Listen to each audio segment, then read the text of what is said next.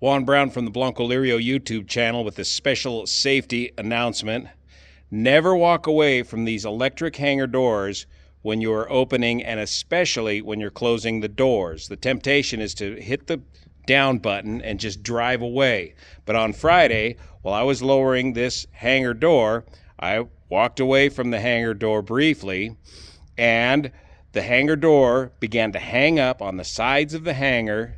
The cables came off of the spindle, wrapped around the axle of the spindle drive, jamming the hanger door in a partially closed or open position.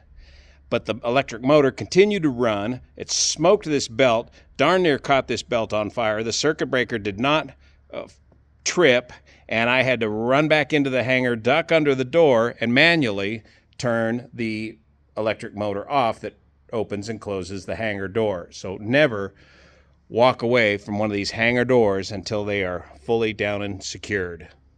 Thank you so much for your support. See you here.